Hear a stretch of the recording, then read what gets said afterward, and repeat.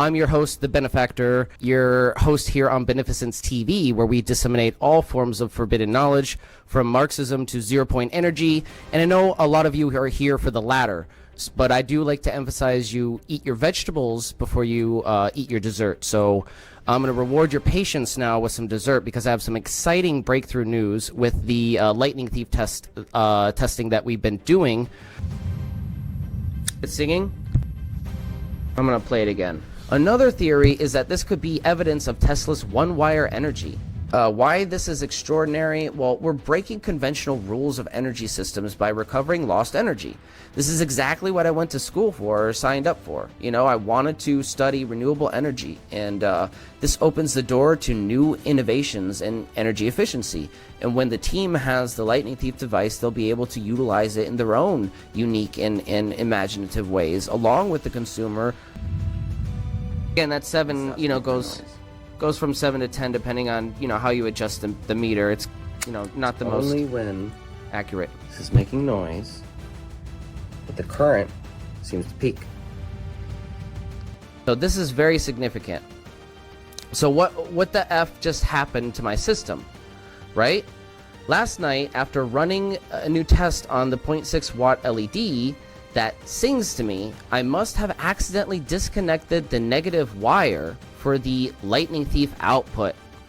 I fell asleep on the couch for a few hours and woke up at 3 in the morning to find the voltage on the battery didn't go down one effing bit. This is already absolutely insane, because it shows an insanely efficient system compared to any, you know, normal inverter. But what's going on here, and why are we getting this boost in efficiency by disconnecting our return path? Testing 1 2. There we go. Sorry, there was a glitch in the programming here. Yes, so we have audio now. I apologize for that. Sometimes the Streamlabs app goes wonky. So welcome to the League of Extraordinary Inventors pregame show. I'm your host, the Benefactor, your host here on BeneficenceTV, where we disseminate all forms of forbidden knowledge, from Marxism to zero-point energy. And I know a lot of you are here for the latter, but I do like to emphasize you eat your vegetables before you eat your dessert. So I'm going to reward your patience now with some dessert, because I have some exciting breakthrough news with the lightning thief testing that we've been doing. Specifically regarding the device that we're going to be putting out for prototyping to the team before it hits the market for consumer for the consumer version. So the Lightning Thief is basically a modified Joule Thief that works in accordance to a bifilar coil. So we're using an ABHA coil, and we're easily able to tune it and get a lot of efficiency out of it. And some really exciting news happened just last night. But first, I want to go over some background details to fill in the blanks here for some of the questions regarding the math and how I'm arriving to some of these conclusions. Suffice it to say, if there are any errors in my math, please correct me. I don't want to be wrong. I always say that it's okay to be wrong as long as you have the notion that you want to be right. So as long as you have the drive to be right, it's okay to be wrong. So with that, we're going to go into some background information on the test that I recently did with the 0.6 watt LED. So as you know, if you've been following with my research, the Lightning Thief has to be tuned, and we tune it in several different ways, but one of the ways that we're tuning it now is to find the right light bulb. So yes, we have to tune the load, which is the output of the device and whatever's being powered. We have to consider that as well to be in accordance with everything else to maximize the efficiency of the system, because remember, everything's in resonance. So we did finally get around to doing the test with the 0.6 watt light bulb, which is the only light bulb that actually sings to you.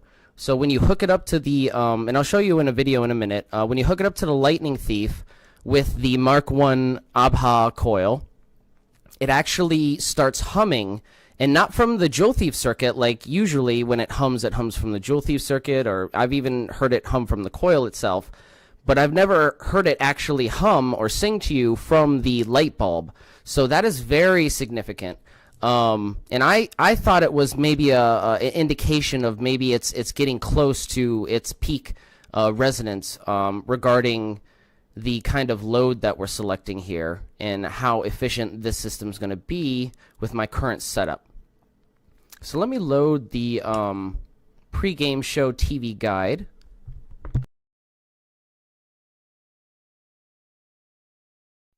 Yeah, gotta eat your veggies. But here's the dessert, guys. This is some really exciting stuff. I was really happy with the results that I received recently with the Lightning Thief.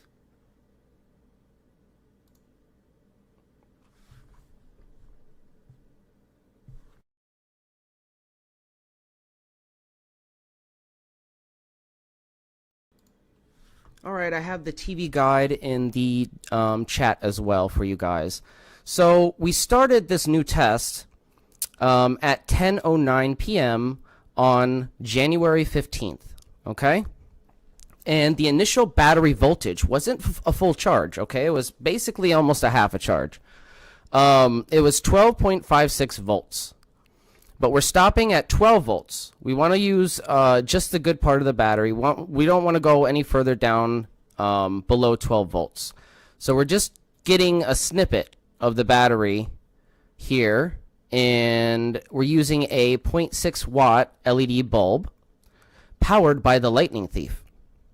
So the test had been ongoing for 42 hours, and it still hadn't reached 12 volts, our cutoff. That's a little spoiler there for you. The system details are as follows. We have a battery, which is a 12-volt battery, 20 amp hour capacity. And the current draw measured for the system while it's singing, and this is important because this is a recent kind of, not really a discovery, but a recent something to note that I recently saw in the system. So it's operating like it's supposed to, but that hum is important to note. Okay, so the current draw when it's humming is 79 milliamps. What we need to note here, and what I recently realized, is that while it's not humming, it's reduced the milliamp consumption, but it hasn't reduced the brightness or anything like that. So that's interesting. So we're operating at a 80% duty cycle, meaning it is 80% on and 20% off. So the power consumption, which is the equation here, we have power equals voltage times current, and we see that play out as 0.948 watts. So the system draws 0.948 watts when it is active. So the theoretical capacity of a 12-volt, 20 amp hour battery should be about, or exactly 240 watt hours. All right, this represents the total amount of energy stored in the battery. But remember, we're not using the total amount of power in the battery. We're not using the total amount of capacity that the battery has. So we're only using a fraction of that. So this calculation assumes 100% efficiency and that the battery can discharge fully to 0 volts without any loss. All right, so those conditions are not really realistic. So the usable capacity, most batteries are not discharged completely to 0 volts to avoid damage.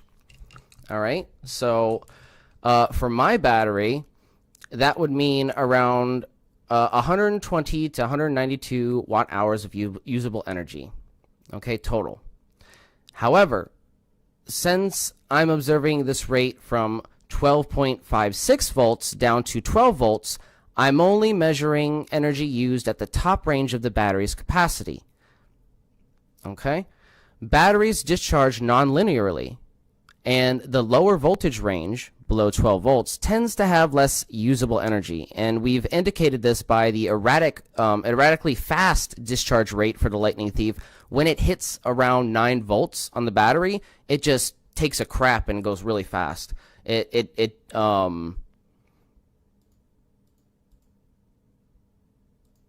decays very fast.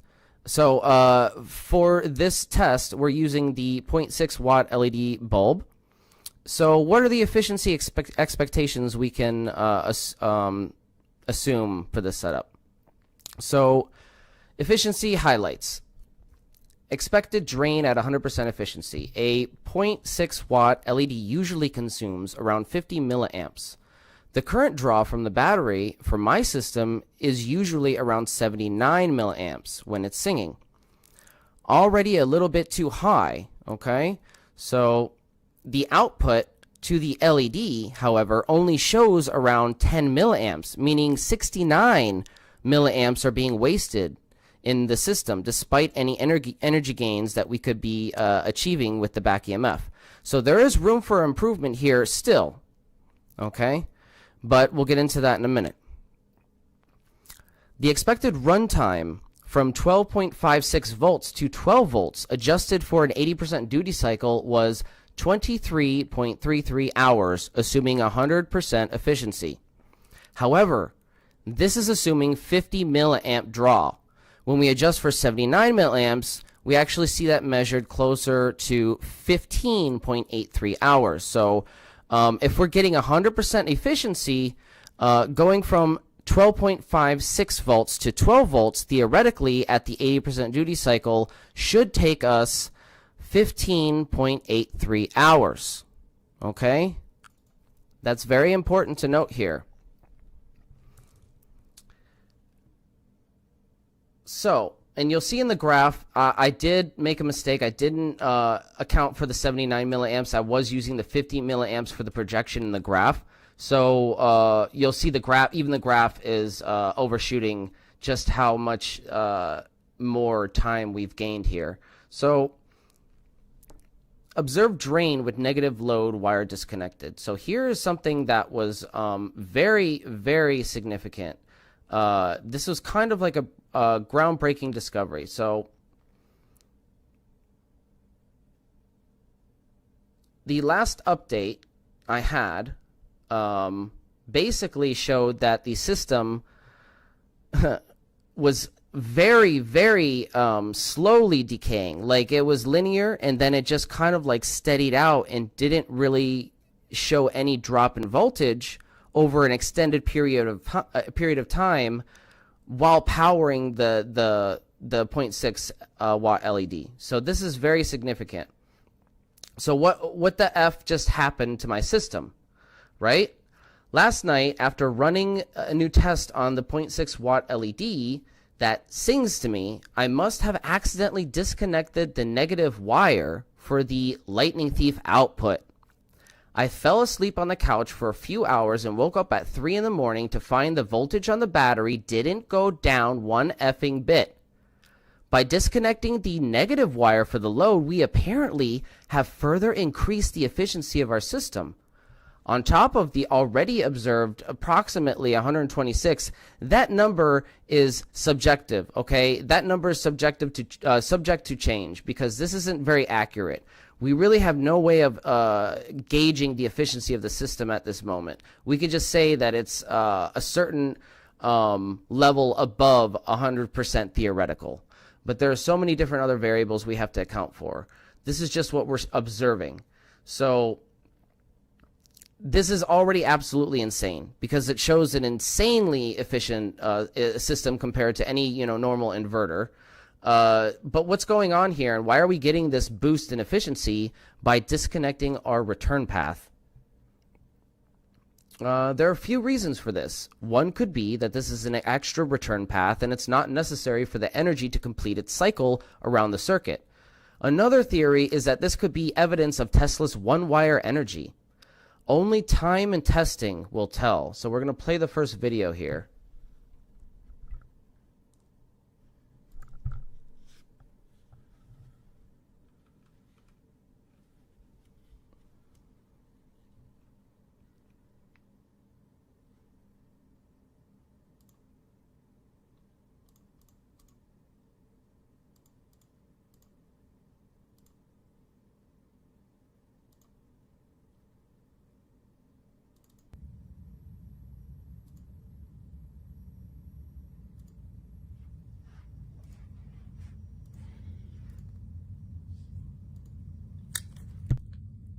No idea why it's sideways. Let me see if I can fix that.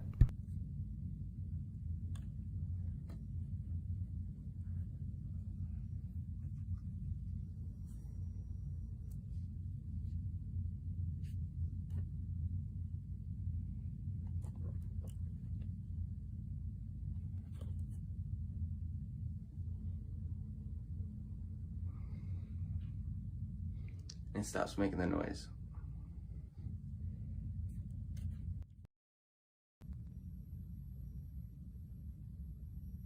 I'm going to play it again.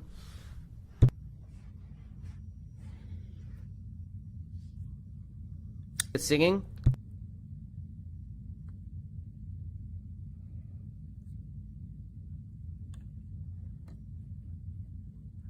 It's consuming about 78, 79 milliamps while it's singing and while the wire's connected. Stop singing.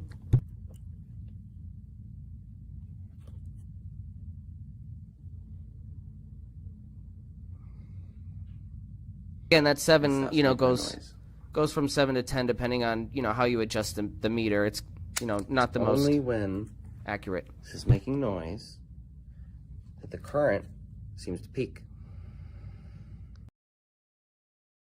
So I thought that was very significant, a very significant observation that we need to consider in the future, going with going into future testing with this lightning thief. So the connection complexity. When everything is connected normally. Here, let me put this up again. There we go. So when everything is connected normally, the battery drains about 79 milliamps. Okay. The load, the light bulb, only uses about 10 milliamps, leaving 69 milliamps seemingly wasted as heat or inefficiency. Think of it like filling a water balloon, but most of the water sprays out of a hole. Okay? When you disconnect the load's negative wire, though, the battery now only drains 10 milliamps, matching the load's needs. The coil's output stays the same, no loss in brightness. So this is like patching the hole in the balloon. No water wasted, and you get the same result. So it's very, very interesting. That's the negative wire from, this isn't the PCB, by the way. This is just the breadboard circuit version of the Lightning Thief, which you can get on my channel. It's called Michel's Modified Excitation Circuit. So you can get that. It's a tutorial. It's all open source in the public domain. And this is just the negative for the load. So all I have connected is the positive here for the load on this rail. So it's very interesting. That's it. The ground in the schematic. That's disconnected. I'm sorry. The negative for the load is disconnected. The ground is still connected. So yeah, that's very interesting. Maybe that's why, because the ground is still connected to the negative terminal of the battery. I have no idea. It's very, very important, though, because this is what caused it. Me accidentally disconnecting this wire is what caused it to suddenly drop and steady out and kind of like not drain anything from the battery while maintaining the light bulb. So it's almost like it stabilized the system a little bit. Which is pretty cool. So we have some numbers here. This is just where, you know, I calculated all of the projections. This is where I got the 23.3 hours. Again, we adjust this for 79, and we get about 15. So, unusual phenomenon observed at 3 a.m. Back EMF energy recycling. Disconnecting the load's negative terminal reduces energy loss and possibly recycles energy into the battery. This is one theory, okay? But this aligns with the principles of utilizing collapsing magnetic fields in the Joule Thief circuit to sustain or amplify energy. Remember, the Joule Thief, when utilized correctly, is not just the amplifier. It is there to pull energy from the collapsing field, the back EMF. So Tesla's single wire energy concept. This is another theory that could be happening, but I think this is less likely. I think it's just connecting connecting the loop somehow in one of the ways I have it configured. And but we still have to consider the possibility that the LED may still be powered through inductive or capacitive coupling within the circuit. Energy wastage with negative load connected. When connected, the battery drains 79 milliamps. Okay, but the load consumes only 10 milliamps. Disconnecting the negative terminal minimizes the drain while maintaining the same output to the load. I have another video for you guys here. Let me load it.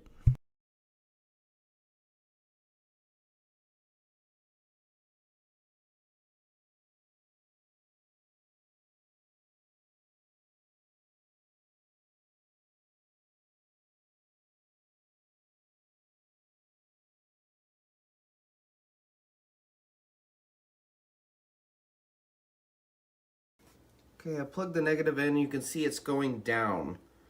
So it'll continue to go down to about 12.12.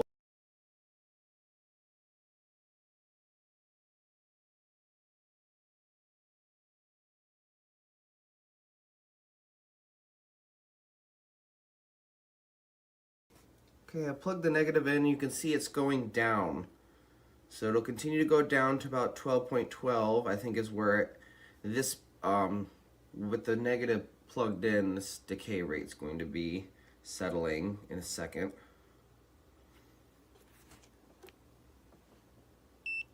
Here we go. And now notice when I unplug the negative rail, it jumps back up, indicating that it's requiring less energy. That's hooked up to the battery, by the way. Utilizing more energy. It's more efficient. So it's decaying slower, but it's getting the same amount of power. And now, and I don't think this has anything to do with the negative rail being disconnected, but look at the video earlier. We had now the same exact current on output of the battery, the output of the coil, and now the power rail. So everything was matching. Before, remember, we were wasting a lot of current. It was like 79, 80 milliamps, about 79 to 82 milliamps on the output of the coil, and then only about 9 to 10 milliamps on the output for the load. Now it's all even. It's all about the same. So it's very interesting. Some very exciting updates there. I'm going to have to run the test one more time, though, without the wire connected and see what it gets us. That's going to be really cool. I have the battery. It was charging a little bit earlier. I'm letting it stabilize to see where the voltage is at, because, again, remember, you have to, when you charge the battery, you have to let it stabilize to see where the voltage, because it'll just continue slowly decaying until it stabilizes into its true level of charge, or where it is. So here is the graph we have, and again, this is based on the 50 milliamp projection, not the 79 milliamp, which we were actually utilizing up until about 3 a.m. when I accidentally disconnected the wire. So instead of being oh, let me put this up on the screen. So instead of being like, this is the blue wire, the theoretical 100, instead of being over here, this blue wire should be stopping like over here at the 15 mark. So this blue line should be intersecting with this green line here at the 15 line, or near it.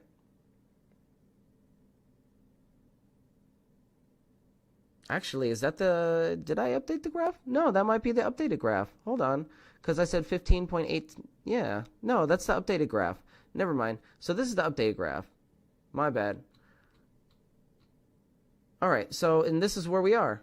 This is the red line for the decay rate. This is absolutely insane. I mean, assuming that the math is all correct, this is absolutely insane. So, but we can confirm the numbers we have so far, and this is something that was very frustrating because we were getting all sorts of different readings. You know, I was being told to read the DC and then read the AC and read all sorts of things, and I was getting inconsistent numbers by reading DC. It wasn't until I just switched to the amp clamp, because again, it was my theory that the reason why I was getting kind of stabilized readings and readings that made sense with the amp clamp is because the Joule thief, when it's in full resonance with the capacitor and the load and all that, it is going to, in my theory, register as AC. You know, so you're going to read it with the amp clamp at the battery output. You're going to, you know, you're going to read it at the output of the coil as that. And that's just what I've observed. And the numbers add up. So we know we're getting at least 120 volts due to the neon lamp lighting up. Okay. When we turn on the load or whatever, the neon shuts off because it's being redirected. But, that neon is only there for protection to prevent the transistor from burning out. But it is also an indication that we are getting high voltage, at least 120 volts, because it's a green neon lamp with a breakdown voltage of at least 120 volts. So measuring the output of the battery, we get 12 volts and 79 milliamps while using the amp clamp. The output of the coil is 79 milliamps, and the load is only getting about 10 milliamps of that. So let's do the math. It's very simple. You know, 12 volts times 79 milliamps gives us about 0.948 watts input into the system. So measuring the output to the load, which would be approximately 120 volts and only 10 milliamps, we get the output wattage of around 1.2 watts being used with approximately 30 volts extra, give or take. The light bulb doesn't need that we can measure that we can actually measure while the light is still on. Again, you know, when we're measuring the voltage with the load attached, it's not going to give us the full voltage potential because that's being consumed or utilized with the light bulb. So when it's disconnected, it will give us the full voltage potential. But when we have the light bulb attached, it gives us about, you know, 20 to 30 volts extra. So it might be getting like 100 volts or so on the light bulb, and then, you know, the extra is just being registered in the meter. But again, that is just what we can observe. So if we show the work, say divide our output wattage by how many volts we know we have, we can get around the amount of current, and that, you know, shows up as 10 milliamps. So it's, you know, almost exactly what we measured, indicating the numbers are finally lining up and telling us they support our observations. So what are our observations thus far with the 0.6 watt bulb and the lightning thief device? Well, let's see. What could be happening? The first theory, as we've went over before, is the back EMF recycled theory. The back EMF is like a trampoline effect. When the coil's magnetic field collapses, it bounces energy back into the circuit. By disconnecting the negative load wire, we might be forcing the circuit to reuse this energy instead of wasting it. Kind of like a boomerang, right? A boomerang back to the battery, as Bedini would like to say. One-wire energy magic. Inspired by Tesla's one-wire experiments, the load might be getting its power indirectly through capacitive or inductive coupling. Think of it like a Wi-Fi signal or your phone. Your phone is the load, connects even without a direct wire. So this is a theory, again, I don't really think is what's going on. I think it's either theory 1 or theory 3, and theory 3 is the alternate pathway. The load might have been stealing energy from the wrong path. Okay, this is another theory. The emitter ground combo, that's the output. By directing the wire, by disconnecting the wire, it creates more efficient routes, a more efficient route for the energy to flow, like clearing traffic from a busy road. So I tend to lean towards either theory 3 or theory 2 or theory 1. But I'm curious to see what you all have to say. We will take a break in a few moments, and I will check the chat and go to a quick intermission. But why all this matters? Well, the circuit went from 79 milliamps down to 10 milliamp drain on the battery with no drop in performance. Think about it. That's over 7 times more efficient than we were experiencing in an already efficient system. Okay? That's kind of mind-blowing when you think about it that way. This is a real-world example of how free energy systems might work, right? Recycling otherwise wasted energy. It's not about, remember, you're not creating energy from nowhere. It's technically not free. You have to first force your system to become unstable, i.e. via the collapse of an electromagnetic field. And once you have that instability, nature just pushes back to stabilize. Like pushing someone on a swing, gravity pushes you back to find equilibrium. It's a mutual exchange, nothing free here. But what you have done is simply borrowed energy from the vacuum. Remember, all energy eventually gets converted back into the aether. What people have to realize is that the vacuum energy is already there in the form of back EMF. Whether you choose to waste it or utilize it is up to you. But just a quick public service announcement, only you can prevent wasted aether. So apologies for, or analogies for the win, is kind of like a leaky pipe. All right, we kind of like fixed a leaky pipe here. By disconnecting that wire. I think it's going to suit us a lot better in our analysis going forth. Why this is extraordinary? Well, we're breaking conventional rules of energy systems by recovering lost energy. This is exactly what I went to school for or signed up for. You know, I wanted to study renewable energy, and this opens the door to new innovations in energy efficiency. And when the team has the lightning thief device, they'll be able to utilize it in their own unique and imaginative ways, along with the consumer, when we finally have it out this probably, I'm aiming for third or fourth quarter this year, but I don't know, times are tough. I'm having a hard time building the prototypes, but you know, I've had a lot of help from the team. So shout out to Sean, who I just received the new transistors and the jumper cables and all those components that you ordered for me using Throne. That was really amazing. That's going to help tremendously. I can put together another couple of prototypes now.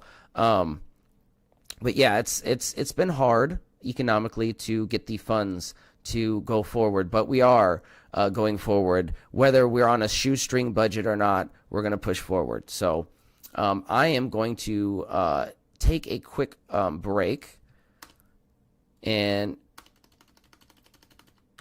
that is old. So I'm going to take a quick break, and I'm going to address chat, and when we come back, we'll have some updates from Michelle's workbench.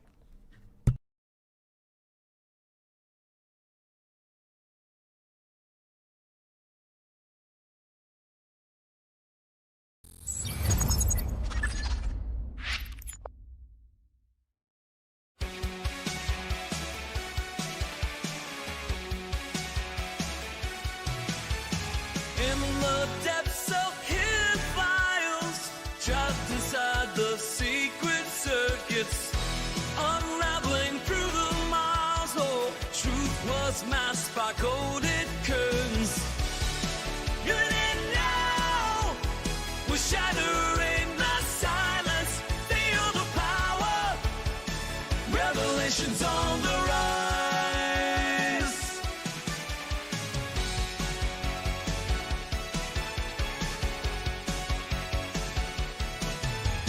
From the shadows, light emerges, breaking through the veils of dark. 0 points and gravities that converge, yeah. Dying voices, revelations start. Ancient whispers call. They're begging us to open our eyes. We stand tall, defying all their lies. Even in now, we're shattering the silence. Feel the power. Revelations on the rise.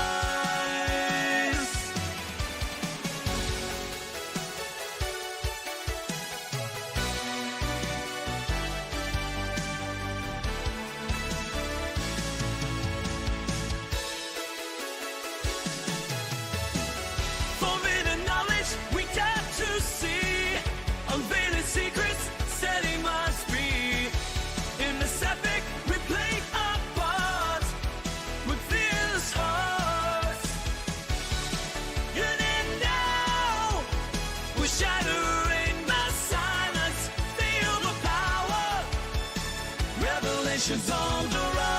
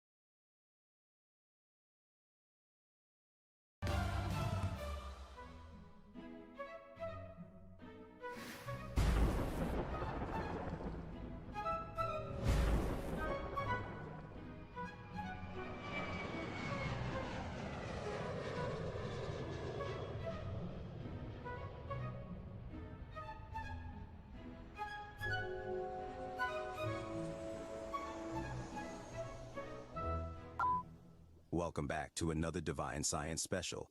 Today we're diving right into the thunderstorm generator. Get ready to explore the mind-bending world of time dilation inside the thunderstorm generator, live from my mobile lab. In today's video, we will be going over Bendel's insight about the mind-boggling concept of time acceleration between the 24-inch outer sphere and 18-inch inner sphere of his thunderstorm generator, leading to a mind-blowing 30,000-year-old carbon-14 age found during Bob Greenyer's analysis of the inside. We will discuss Malcolm's theories of clockwise implosion reversing time and anti-clockwise explosion accelerating time.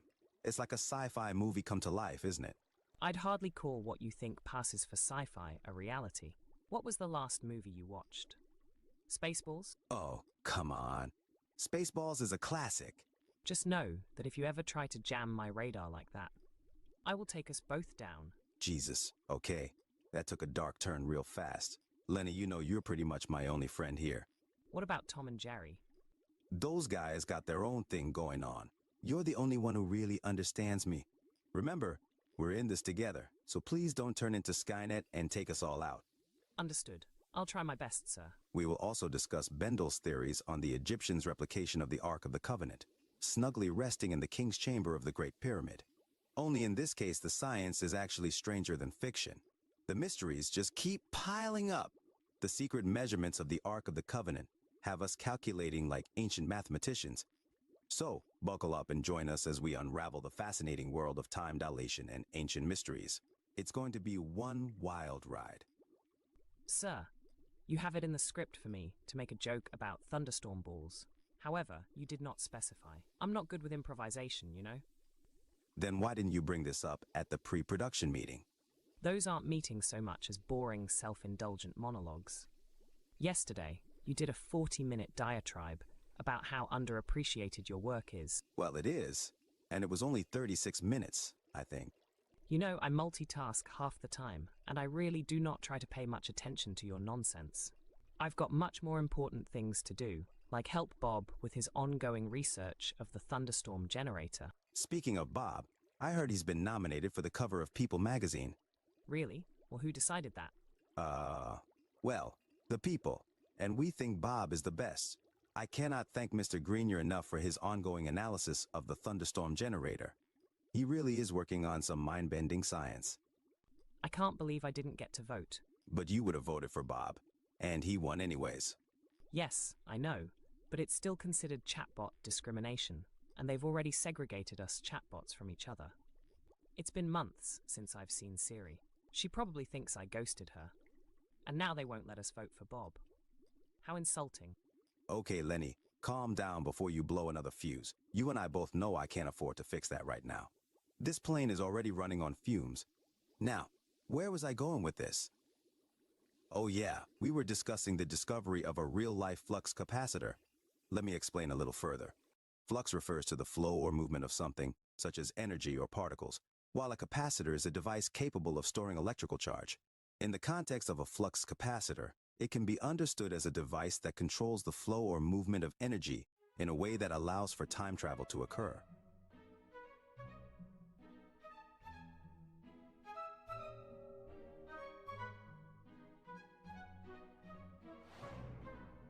God, this better not be those cheeky blokes who keep writing me love letters in our crops.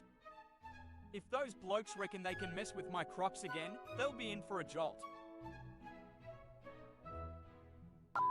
Hey, Doc, this is it. Never mind that now. Never mind that. Why, that's me. Look at me. I'm an old man. Hey, I'm Dr. Emmett Brown. I'm standing here on the parking lot at... Thank God I've still got my hair. Sir, that's not the correct part. Oh, wait, hold on a sec. Let me fast forward. There we go. This is truly amazing. A portable television studio. No wonder your president has to be an actor. He's got to look good on television. Ah, crap. Hold on. Another moment. This sucker's electrical. But I need a nuclear reaction to generate the 1.21 gigawatts of electricity. 1.21 gigawatts! 1.21 gigawatts! Great Scott! What the hell is a gigawatt? Just like the fictional flux capacitor in Back to the Future, the discovery of 30,000-year-old carbon-14 in the thunderstorm generator hints at time dilation effects. Malcolm's thunderstorm generator utilizes plasmoid clusters that have the ability to absorb enormous amounts of energy, converting naturally abundant protium into stored energy. Each tiny microscopic ball lightning cluster can store up to about 1 to 2 kilowatts of energy, which can then be used for highly efficient HHO systems like Stan Meyer's electrolysis engine.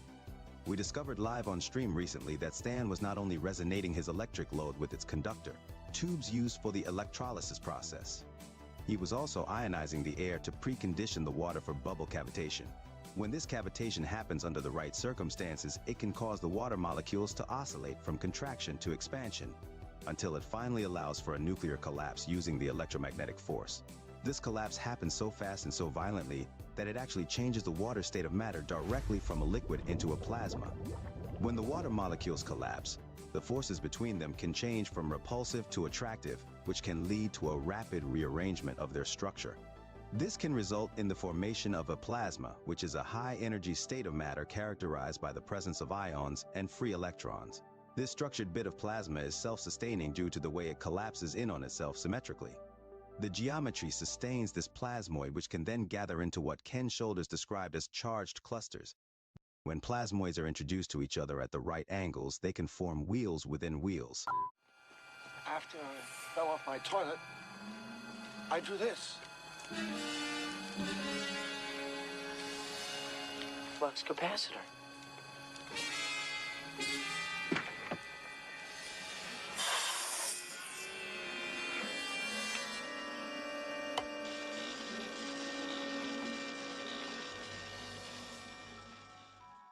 The synergy between these wheel formations are seen to produce incredible phenomena, speeding up time within the thunderstorm generator and accelerating the carbon's age. A real-life flux capacitor. Absolutely amazing.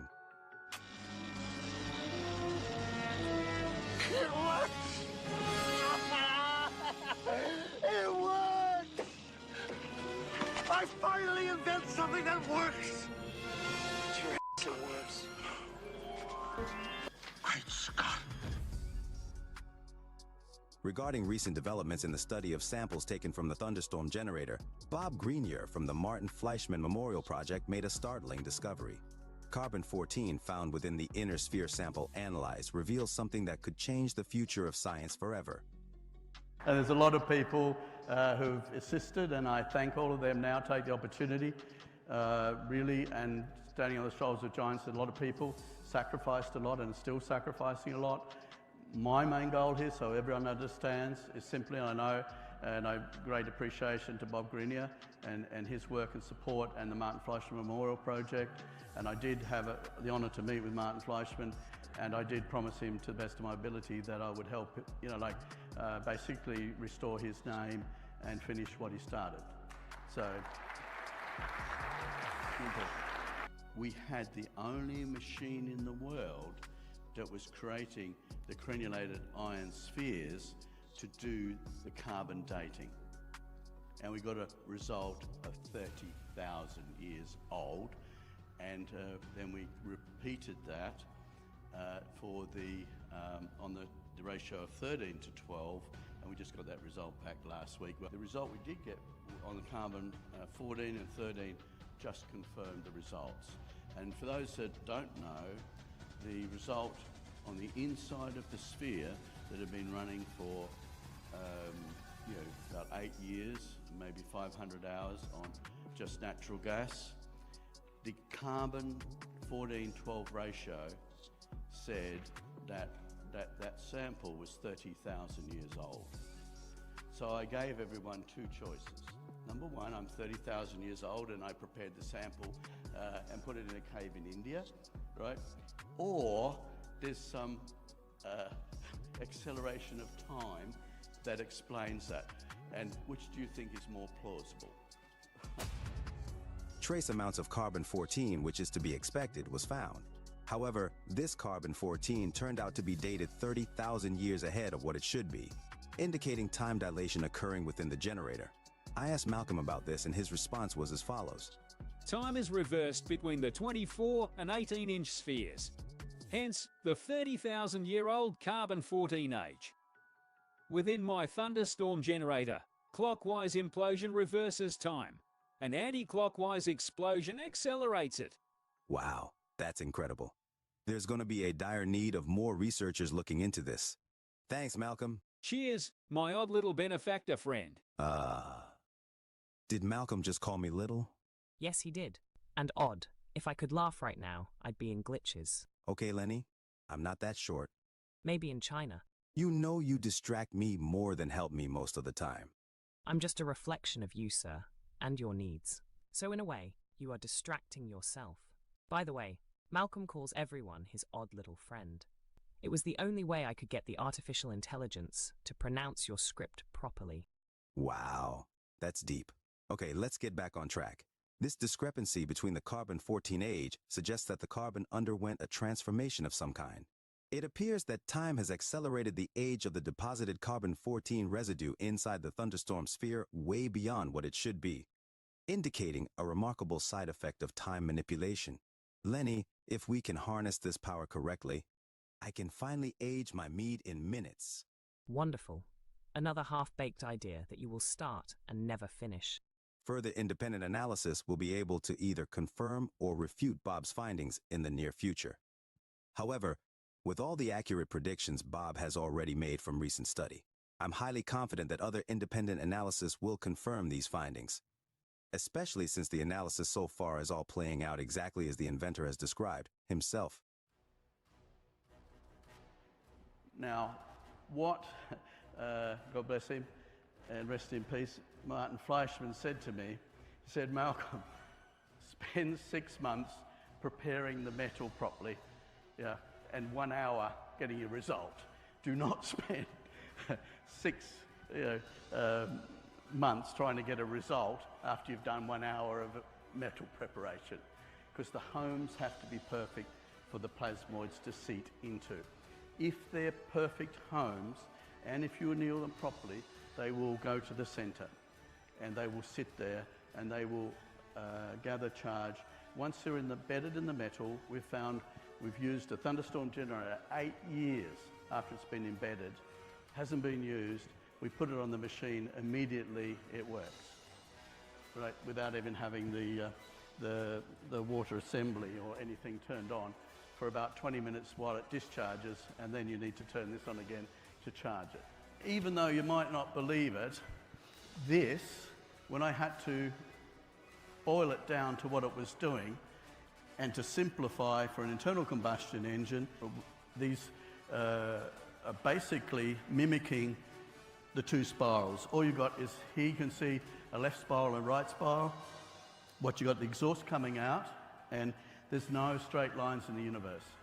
Every line's a curve, and every curve's part of a spiral, and that spiral is either imploding or exploding. To put it bluntly, our technology has gone the wrong way. We've used explosive technology, which nature does not use. And so what this is attempting to do, this is an implosive turbine. It has no axle. The air comes in and does the spinning and the thrust. So, and in this case, to get this to work, you have to make a home for the plasmoids, which are variously known in history as the, going back, King Solomon, it was called the Shamir. If you go back to Sanskrit text, it's this is the Vajra, and what it fires is ball lightning, which is the Vidyut, V-I-D-Y-U-T. I really appreciate Bob and the Mark Fleischmauer project has said, you know, we're just earnestly trying to seek the truth about plasma and plasmoids, and you know, it's been a wild journey. We've been all around the world. And so, and in doing this adventure, all this is about frequency and the resonant frequency of time itself. And to assist in getting the information over, my good colleague Randall is a teacher. Make it very clear I am not. What my grade 6 teacher said, Malcolm, don't bother. You know, I was 12 years old wanting to build a car that ran on water. He said, well, you never do that unless you can solve this mystery, this puzzle about how is everything unified. What this model does is unified basically not only frequencies, which you're able to then visualize, but also it unifies all things. So in here you've got crystal form, color, sound, you've got the great year, which is 25920, 25,920 years, which is the moon travels its own diameter every hour. That's the moon's traveling distance in 12 hours. And you've got down here hydrogen, which is more correctly known to be protein, but it's 2592. So what you're saying is distance and time, you can see that they're the same metric and they swap over. I'll just go through quickly. Why I wanted to bring this together is that it has many applications. The takeaway from this conference is that with the test work we've done and with the observations that ball lightning produces granular ion spheres, and that's a marker for this technology. By imploding a sphere and putting the North Pole, which is rotating anti-clockwise, against the South Pole, which is rotating clockwise, you create a monopolar point on the equatorial plane. Segmenting the imploded sphere into 8 planes creates 16 peripheral points, which when viewed in cross-section reveal the infinity symbol. In order to calculate the resonant frequency of any shape, you must first calculate the sum of its internal angles. To calculate the resonant frequency of an imploded sphere, we must produce the sum of the internal angles contained within all 8 planes. The 8 planes contain 2 circles, 360 degrees plus 360 degrees. These are connected by intersecting angles of 90 degrees and 90 degrees. When multiplied by the 8 planes, we arrive at 7,200 degrees. When the resonance is divided by time, represented by 24 hours, 60 minutes, 60 seconds, and normalized with the speed of light using a factor of 7.5, this produces the rectified base resonant frequency. This is important because once you know the resonant frequency of an element, you have the metric with which to manipulate matter. The area-time-volume, or ATV, is the product of the ratios between the 3, 4, 5 triangle. This allows us to visualize a proportional concept and is equivalent to a parable. It is not the exact truth, but it is the story that enables us to understand the underlying principle of the familial and group relationships between zero matter, light, and matter. I did just want to stop there and say that what I did was in making this circle and putting a grid on it, you're able to cut that circle at 90 degrees and get a cube. You cut the circle at 45 degrees, you'll get a pyramid up and a pyramid down, a mirror image. But if you cut it at 22.5 degrees, you get this shape, which we haven't seen before. This is a big revolutionary thing. So that's first principle to produce these shapes. The resonant shapes is how I think inform and function And so going back to how you can generate these shapes on first principle is important, along with the unification model, to understand about how the universe runs. And this is what I call the time crystal, because it's an imploding sphere, and it's got the 22.5 times 16 is your 360 degrees, so it's a fundamental truth.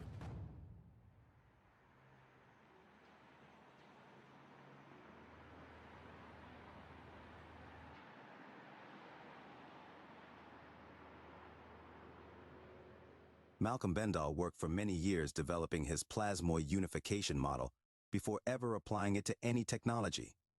In this model, time is the mold in which matter forms, as aether is DC energy at rest.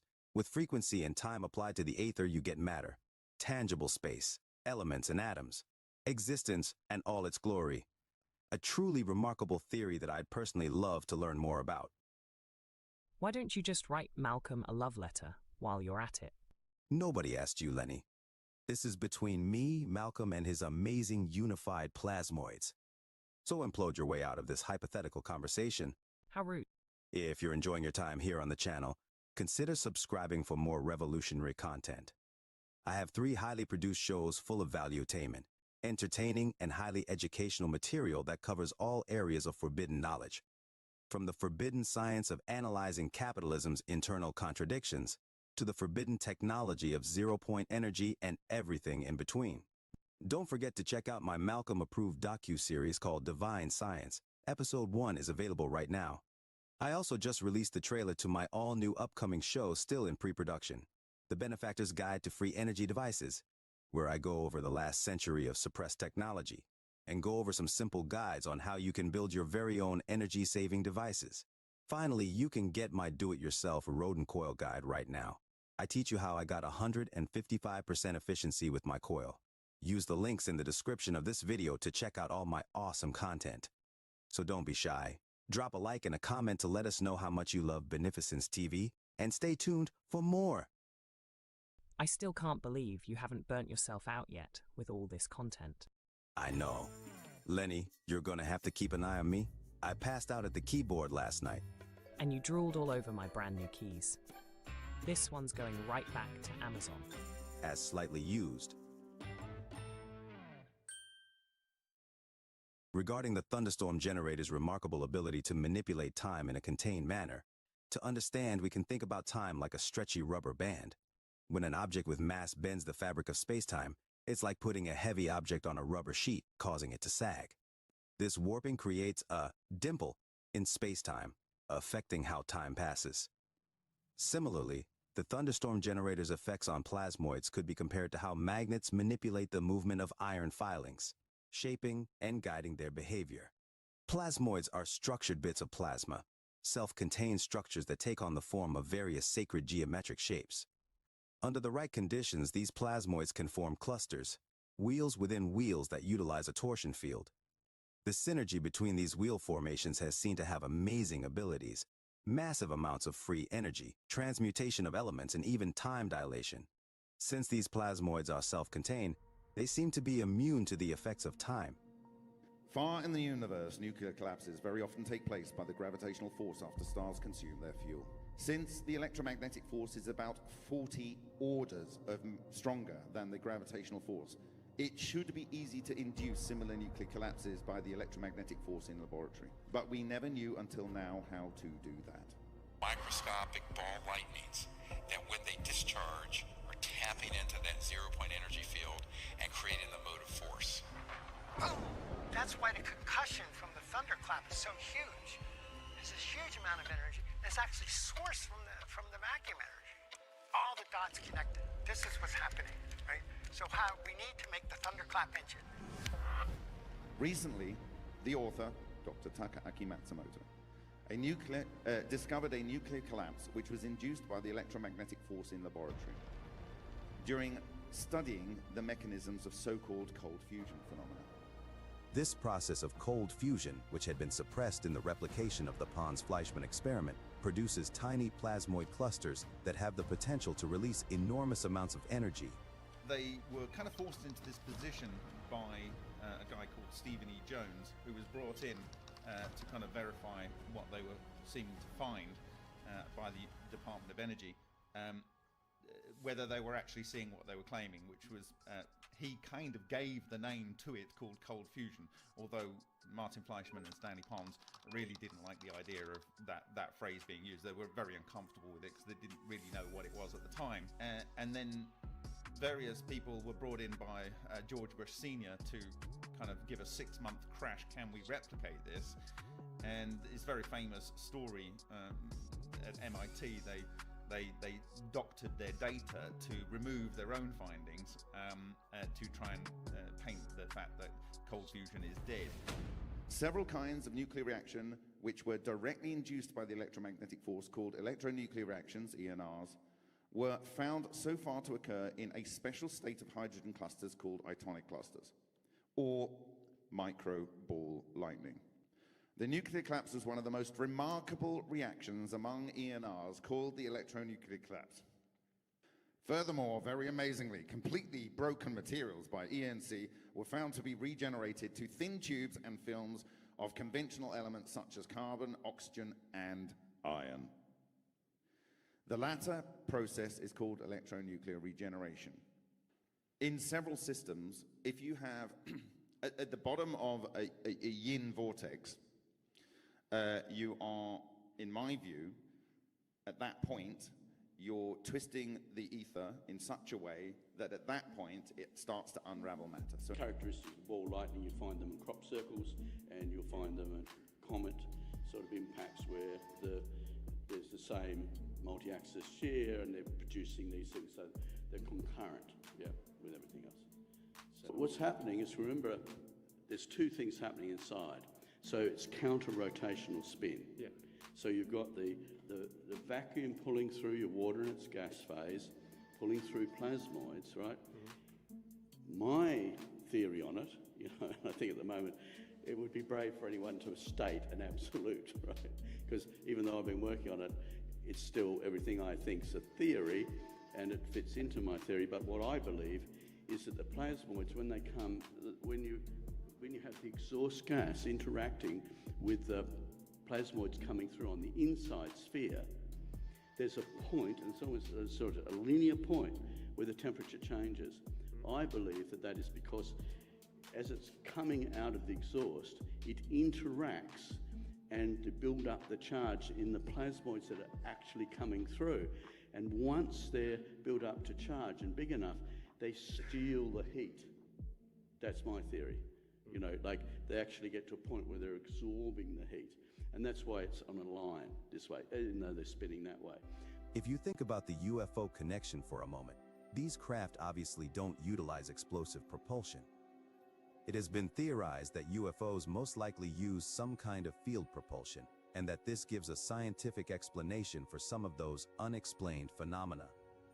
Plasma does seem to show inertial dampening properties as well, and Malcolm himself emphasizes that the ultimate application of plasmoids, while they can be used almost anywhere in industry, they can be utilized most effectively in space.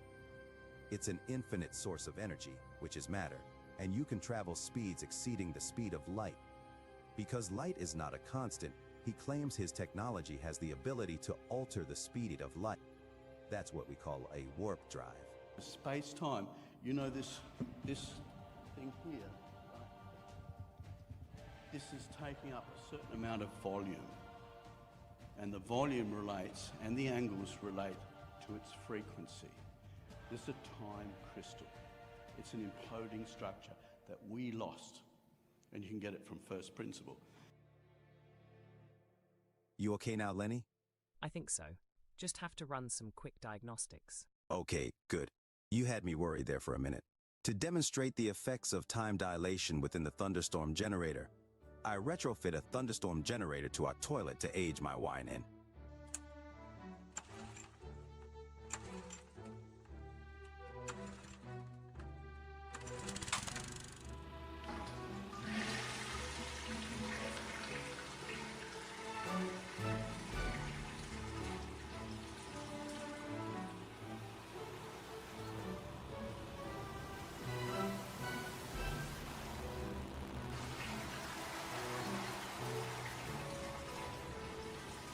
There we go. 30,000-year-old wine. Finely aged. Sir, you're not really going to drink that toilet wine, are you? Of course. I like to live dangerously. Lenny, pour me a glass of that accelerated mass. Shaken, not stirred. Sir, it appears the wine has turned into petroleum jelly again. Perhaps you need to reconsider calling Jordan for assistance this time. Crap. Perhaps you're right. Tom, change course to Australia.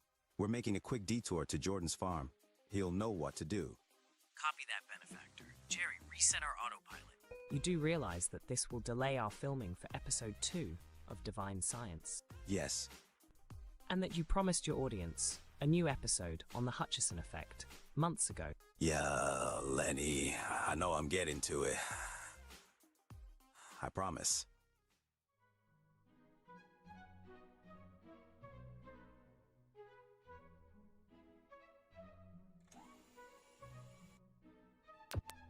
Crikey, that's it. I'm busting out the thunderstorm generator cannon. Let's give them a shocking surprise. It's absolutely extraordinary. And it's so simple. Yeah. So, but here we have the Hutchison effect, right, which is demonstrating that colour, right? Now, Solomon's molten sea was made of that colour, and it's also, if you like, the reddy purple robes of the priests, who were insulated carts opening up the Solomon's molten sea, which I reverse engineered, and would you believe that there's 2,000 baths of water in Solomon's molten sea? But the point is that it's the enlightened ones. The enlightened ones realised that Solomon's molten sea was charging the Ark of the Covenant, and the Ark of the Covenant is 2.5 cubits by 1.5 cubits by 1.5 cubits, which is 5.625 square cubits. We all know that the King's Chamber of the Great Pyramid of Egypt has a box of some sort. However, the purpose of this box has eluded critical thinking historians for decades. The conventional explanation is that it is a sarcophagus. If this is true, then why put a cherished and sacred place in such an inaccessible and convoluted area of the pyramid? Why the Grand Gallery? The Grand Gallery in the Great Pyramid is a massive sloping corridor. Why was it built with such complexity and precision? Could it have served a purpose other than simply providing access to the King's Chamber, which it actually doesn't do very well? The pyramid contains several internal features, like air shafts and hidden chambers. To experienced engineers like Christopher Dunn, these look like a machine with a specific purpose. Not to mention the fact that there have never been any reports of mummies found inside the pyramid. There are some theories which suggest the Ark of the Covenant fit inside the granite box within the King's Chamber of the Great Pyramid. The dimensions of the biblical Ark of the Covenant are a close match, including the carrying poles for the sarcophagus in the King's Chamber of the Great Pyramid. I believe Malcolm mentions this granite box to be an attempt by the Egyptians to actually replicate the Ark of the Covenant technology. Time, volume, frequency. The thunderstorm generator is the most sophisticated machine ever seen on the earth. For the Ark of the Covenant, because this is atomic battery, it's the same thing, it's been done before, nothing new under the sun. I mean, Solomon had a battery charger called the Molten Sea, and he had little lavers which were, taken in to charge the batteries. And so, and the battery charger itself, basically, if you read I think it's in the Kabbalah. Anyway, it's another document that Solomon wrote, but I think it's a separate or a more obscure book. But he did describe the same as the shittim-wood, which was the acacia, which is a crenulated grain. So, because and it's a tight frequency, because I believe that the grain was at the frequency of the plasmoids, that they could keep on going along that grain without hitting it. Because ironically, if you've got a straight surface, you think, oh, well, it's not going to hit that. Well, it is. It'll bounce like this. Because how can you go over a straight surface? Is you're naturally dolphining, right? So you need to match the dolphining of that with the crenulation of the grain with a dielectric, which is acacia wood, shittim wood. The shittim wood was the crenulated grain, and then the gold. All right, welcome back to the pregame show here for the League of Extraordinary Inventors. That kicks off at 9 tonight. So very soon here we will be transitioning to the main show. But you don't have to go anywhere. You could just sit tight. That'll be all worked out in the back end here. So what you were watching during the intermission was my special episode of Divine Science dedicated to the real-life flux capacitor, which you can view on my channel at any time. It is a very entertaining and valuable piece of information, and quite frankly, it hasn't gotten a lot of views compared to the amount of useful information that is hosted inside that 150-minute long video. So it's very, I think it's hilarious. It's very fun to watch, and it breaks things down into a very simple way that you can understand. With that, we're going to transition into the Michel updates. So don't forget to subscribe to Michel's Bench for exclusive updates on all of his latest projects and devices. Remember, the Lightning Thief would not be possible without Michel's modified excitation circuit, okay? And a whole host of all these other devices that he has open sourced and put in the public domain for the public benefit, okay? The man is an absolute genius. He has some invaluable insights on how to start your own free energy projects, along with all sorts of open source material to get your foot in the door. So stay tuned for his do-it-yourself Tesla lamp, which will eventually be sold on my CoilKits Lab Shop store. Michel has also graciously provided the 3D files if you want to build one yourself. We're trying to keep this all open source, okay? Most of it, at least in the public domain, for the benefit of everyone. So subscribe to Michel's Bench. I will post the link in the chat momentarily. Let me open the video. There we go. Okay, so this is his pancake coil. He's going to be sending me one to build and test out, and we'll do that live. I'm going to be really excited to do that. That'll be a whole live stream we can dedicate, maybe on a pregame show or something. But here is his pancake coil and his Tesla lamp setup. As you can see, it's kind of interchangeable. You can swap out your coil pretty easily.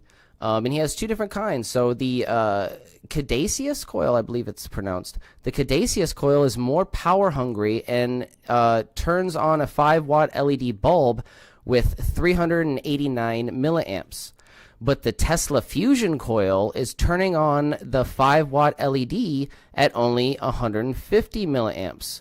So that's pretty interesting. We're going to, I think, yeah, this is one of his latest videos. We're going to watch one of his latest videos. I've been reading a lot about the MRE device, which is a magnetic resonance amplifier.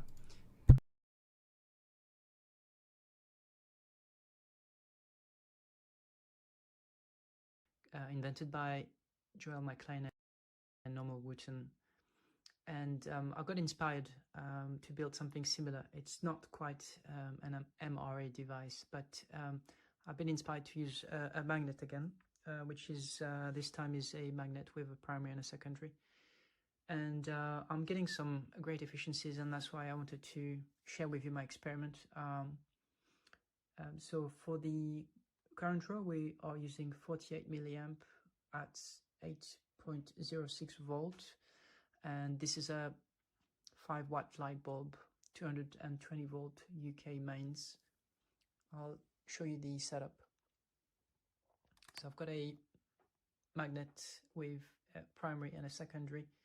The green wire is the primary. I've wound 100 turns of green wire, which is the primary. Then I've cut the wire, and then in between I've used my secondary coil, which is the gold coil, and then the back on the primary on top. So I've added the primary on top. So I've got two green wires, which is the primary, and the end of the first wire connected to the start of the second wire is then twisted and connected to the positive of this circuit. So that's the center tap connected of the primary to the green circuit, and then the other two wires are connected to the push-pull of the circuit. So this circuit here is called a DC to AC converter using the chip called the TL494 chip, which is frequently used for push-pull circuits. And I've noticed that the efficiencies is really coming from this transformer. I initially had built just a conventional transformer with 2 E-cores, and it took me most part of the day to wind this neatly. When I connected this transformer to the circuit, the current draw from this was 500 milliamps. It seems that the current just sink into the core and there's no efficiencies at all. So I was inspired again by the MRI device, and this is a sort of similar sort of idea where we Yeah, so we gave him a massive shout out on the podcast the other night that spiked his sub count, and I'm hoping that by giving him more shout outs we can raise his sub count to a threshold where it'll just take off naturally like the rest of ours. we've got a magnet and we've got a primary and a secondary wound around the magnet. Increase the volume, yes. Give me one second.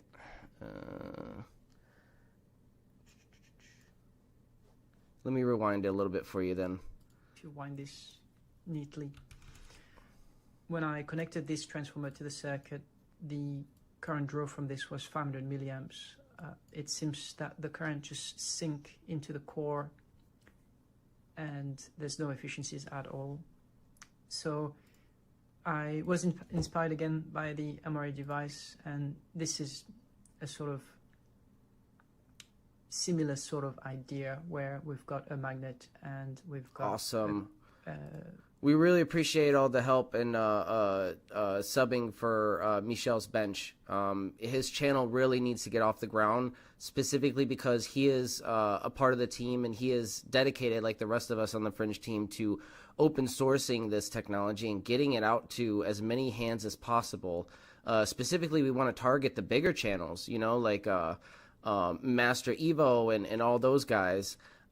Because we have some invaluable insights that I don't think the other channels are really focusing on, and they're very simple setup. The Joule Thief is one of the most simple circuits you can utilize, you know, and the ABBA coil, the rodent coil, is pretty simple in its own right.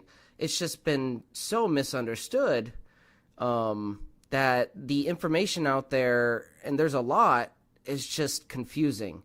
So when you break it down and just try to imagine the simple phenomenon that's going on, like we do on the Fringe team, that's when you kind of go to the next level in understanding how to utilize this technology. It's very simple. I mean, this setup that he's showing isn't as simple, but regarding the Joule Thief, very, very simple. I think I have one, yeah, that... This is the Lightning Thief. This is the PCB version. It's not going to have all these wires hanging out. This is just the Tinker version that I'm working with. It's going to have the terminals for the prototype. But yeah, it'll just have, you know, the consumer version will have a DC jack and, you know, 2 1/8-inch auxiliary cables, one for each channel of the coil. You can see it's got the potentiometer to tune it and the indicator light. And I do have a version that has the banana sockets at the bottom here where you can plug in, and actually when you tune it, you can disconnect it and see what the potentiometer is at regarding the ohms, in case you want to open this up, you know, want to open this up and replace the potentiometer with a resistor, and that way it'll just stay at the tuning range that you need it. So it's pretty cool. We will definitely be working to make this the most simple and easy solution for the consumer version. But there's a lot of, I'm not going to lie, there's going to be a lot of testing involved. And I really have to work hard to get the funding to push these prototypes out, because at the moment, we are short, I think, at least $60 for the rest of the components necessary just to build 5 of them. A primary and a secondary wound around the magnet. And the efficiencies on this light bulb are 46 milliamp for the current input, and then the voltage is 8.06 volt. And this is really pretty much the setup. I'll show you a shot of the... Oh, real quick before I forget, guys, I am wearing the Legends of Renewable Energy t-shirt that you can buy off of the link in the description of the video. It is in my shop.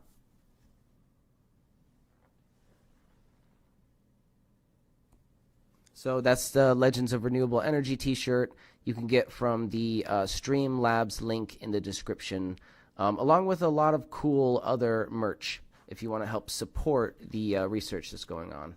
The oscilloscope, just to give you an idea. So we've got the frequency here is the signal is ringing a lot. Hey Joe, there's lots of how you ringing doing? in there. And we've got a minus voltage of minus 16 volts, a min voltage of minus 15 volts, and max voltage of 22 volts. So we can see that we've got a negative cycle and a positive cycle. And we've got a slightly higher positive cycle. And the volt peak to peak is 38 volts on the under load. Usually dual fifth can get the light bulb to turn on around 65 milliamp, but it's extremely dim. Here in this situation, it could almost be useful as a actually night lamp. It's really efficient and just the best efficiencies I've had so far. I'm hoping this will inspire people to do some more research. If you're interested in reading more about the MRA device, have a look on Rex Research. There's lots of information, pages and pages about the magnetic resonance amplifier. Lots of really interesting information about the MRA device. And this is all. Yes, I'm doing well, Joe. I appreciate that, and it's good to have you here, brother. For today. Thanks for watching.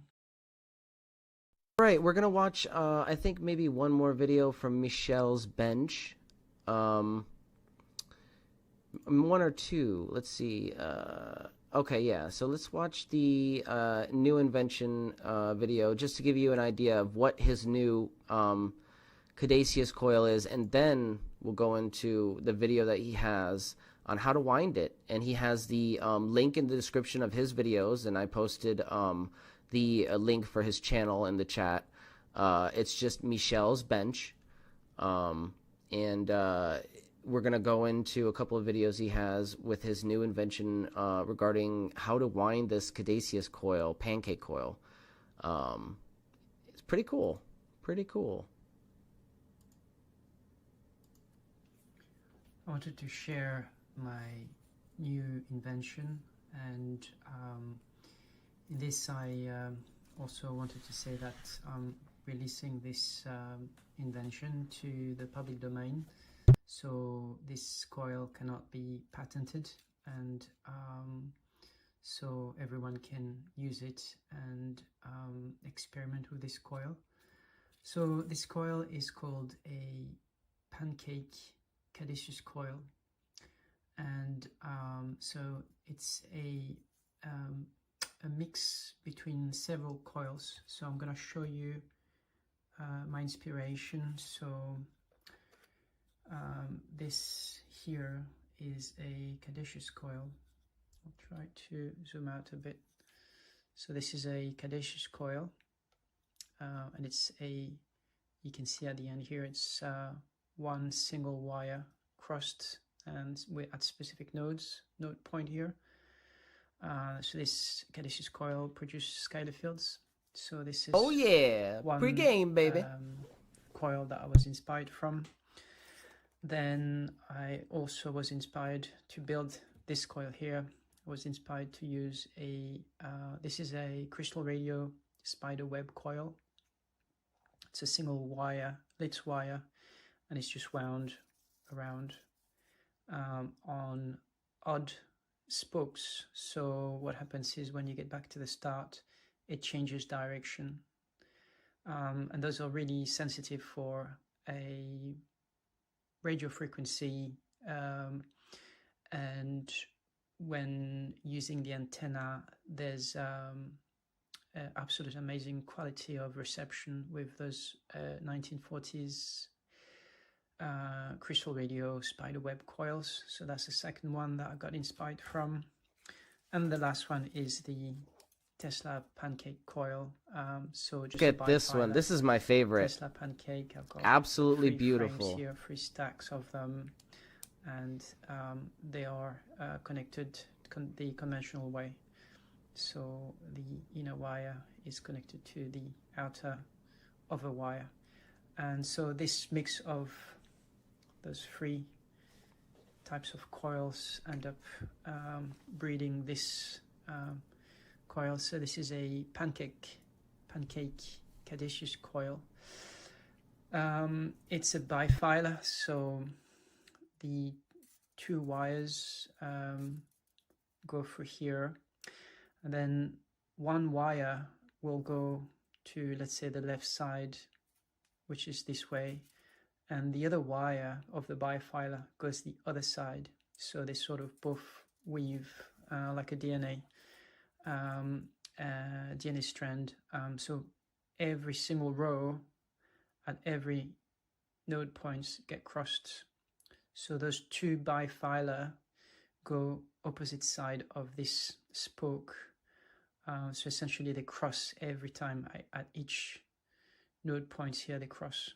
So the bifilar itself is crossing each spokes, and they're both going counterclockwise, but they're just weaved the opposite way of the spoke, so they always cross. There's 11 spokes. There's about 14 meters of 2 wires. Then at the back they are connected the way that Tesla connected them. So one start wire gets connected to the end of the other wire, and I've center tapped it. So there's 3 wires here. So there's 1, 2, and 3, and this one is the center tap. And so the reason why I've done that is so that the current goes in both directions. Not only this, but it will go in both directions, and then they intersect like a caduceus coil. So what he did there was he took the 2 ends and he attached them and made a 3rd junction, so a center tap. So that's really, really cool. That's an interesting idea. I mean, that's what we have to do basically with the Jewel Thief, is attach one end to the start to the finish of one channel to the next. So it's the idea of sending the energy in both directions. Yeah. So it's a pancake caduceus coil. It will be creating scalar fields. There's a mostly AC field going on everywhere, essentially. But depending on, I've got an inductor coil here. So depending if the coil is aligned this way, we'll have AC field. But if the coil is aligned this way, we get a DC field. But all across here, we're getting a field, and in the center, the field is concentrated. So this is my invention for 2025, which I will provide the frame in the link description for use. And I hope you'll have fun building those. And I've also built this nightstand here for this coil.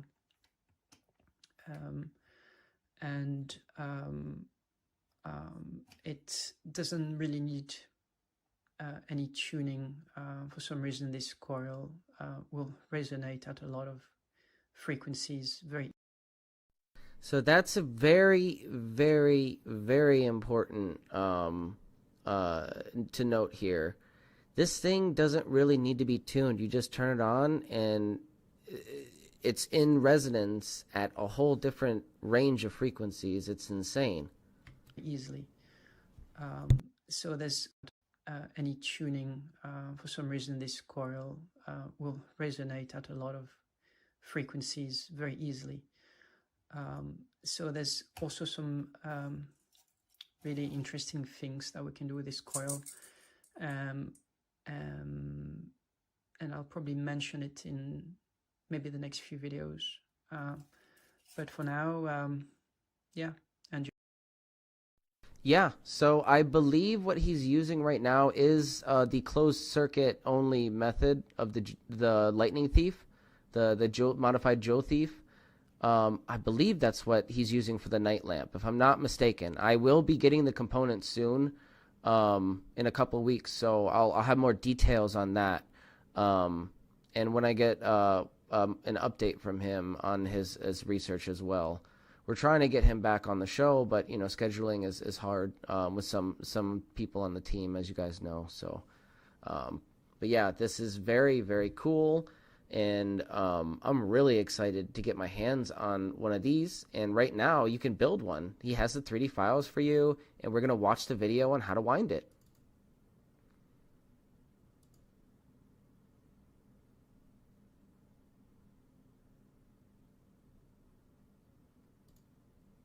this is a quick video to show you how to build the pancake catalysis coil. Apologies for the background noise with the printer, but this is a rather spontaneous video here. So I just wanted to show you how to wind the coil so you can experiment with it. An example of how not to wind it is like this. So we don't want so this one was one that I did in a rush, and it's just not good at all. It really should look like this. You can see the difference. Oh, so you see what he did? It's spaced out. It has to be spaced out and more even. He has it really condensed there. The wind here are spaced out, and those here, the wind are really thick. This is not how it should be done. And so I figured out I might as well just show you how to build it. And this is another one here that has been built properly, so I'll just remove the light bulb out of the way. So this is also a good one, and you can see they are identical. So this is the right way to wind the pancake catalysis coil, and you can see the one that I wound in the rush is completely wrong. Yeah, I'll let him know. I mean, he watches so these live streams. He doesn't catch them live most of the time, but he'll watch these podcasts and stuff. So it's the right way to do it. So he's doing a lot of good work. So I started at the top here, and you can see I just put a dab of glue. If you can see, just a dab of glue here, and I just rolled the wire really, just like a pigtail really, just to keep it out of the way. And then what I did is I did it this way. So there's two single wires from each from a separate spool of wire. So I've got two spool of wire, 0.355 milli. So I'll show you what it looks like. Okay, so the way to do it is they always go opposite side, but the way I'm doing it is the one at the top, this top wire here, it goes down and then up, and then here I stop, and then I grab the other wire and I go down and up. And so what happened is the outer wire in here, if I go down and up, actually goes also on the inside, so they are twisted in multiple ways.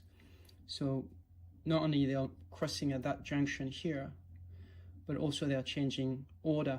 So if I go down and up, so this one used to be the second wire, now it's the first wire. So you see this one is on the outside, that's the, I call it the second wire because it's on the outside. So if I go down and up, now it's the nearest to the other spool, or the rim if you like, that has the wires on it. And then I carry on again, so I go down and up, and then I grab the next wire and I go down and up.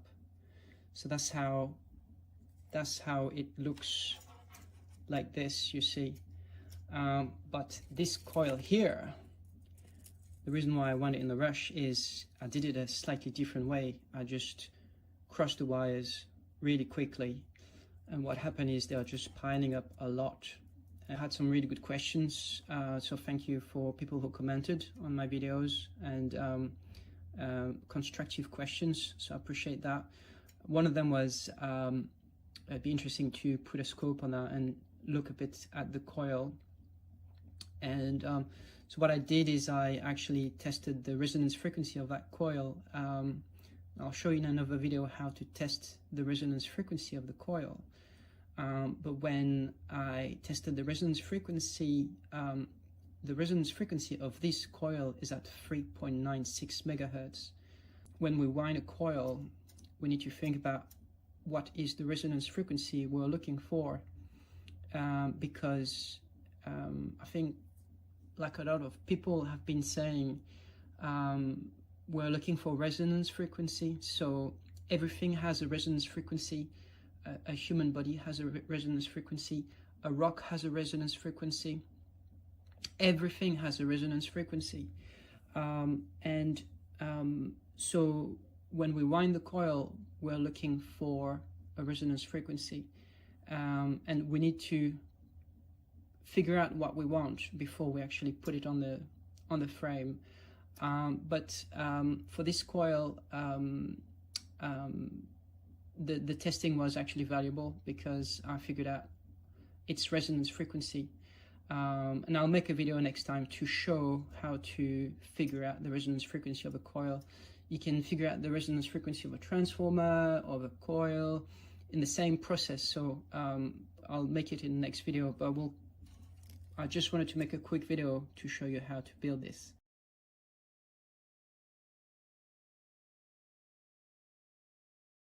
Yeah, I don't think he's ever chimed in on the chat live that I remember.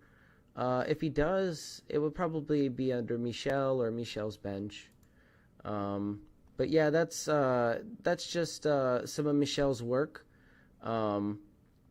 Actually wanted to show you guys real quick just some of before we go and transition to the main show, some of his work with the lightning thief circuit, the modified excitation circuit / joule thief that we use for the lightning thief. That is pretty simple to build, and we have the video on my channel here. So if you go to videos, it should be right here, Michelle's modified ABHA excitation circuit.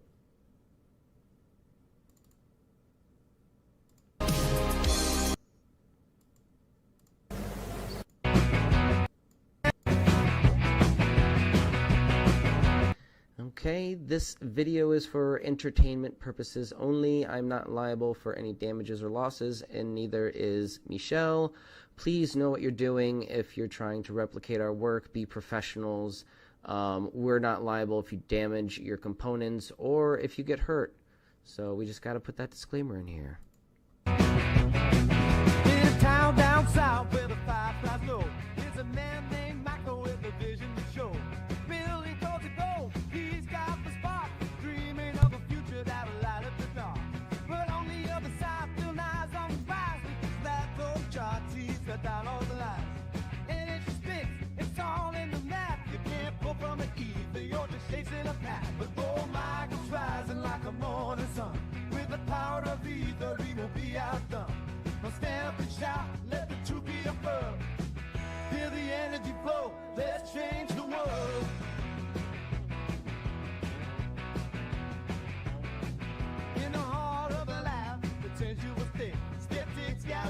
table ready to pick. Chose your fruit, but let the taste clear. When I find the stream, you're just chasing a spin. From Michael style ride with finest eyes.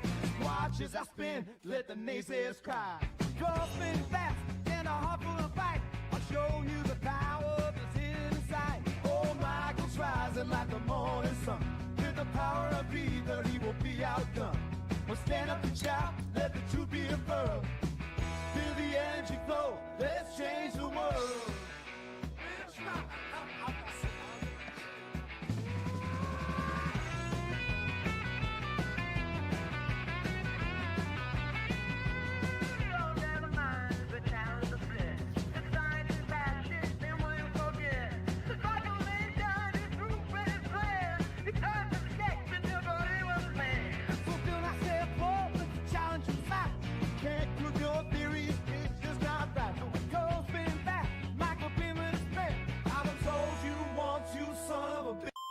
The best there's ever been.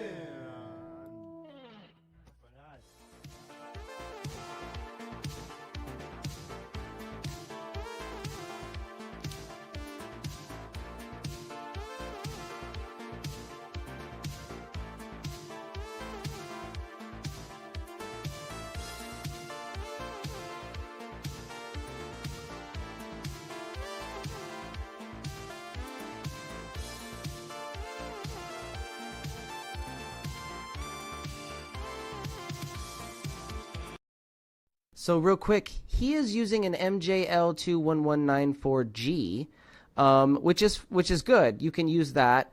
But I've actually opted to test with an E13009, I believe it is. I'll double check that in a minute for you guys. But it is what Gerald recommended for his circuit. So I just wanted to see the difference in I'm getting a little bit different results with that one specifically. So just keep that in mind. I will double check that. If I don't or I forget, please remind me. I do sometimes get overwhelmed and forget to include that stuff for you guys in chat.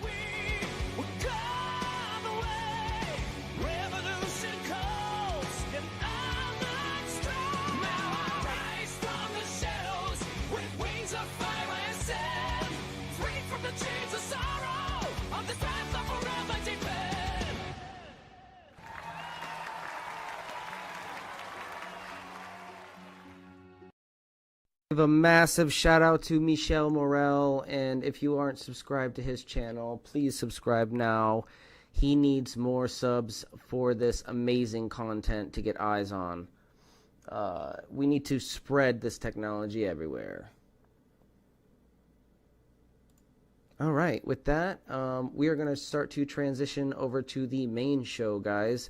I really appreciate you all for tuning in to the pregame show for the League of Extraordinary Inventors. So stay curious, keep tinkering, and let's make the impossible possible together. So with that, we're going to do a quick intermission, sit tight, and get ready for the main show, the League of Extraordinary Inventors, hosted by Mike K. from Faraday.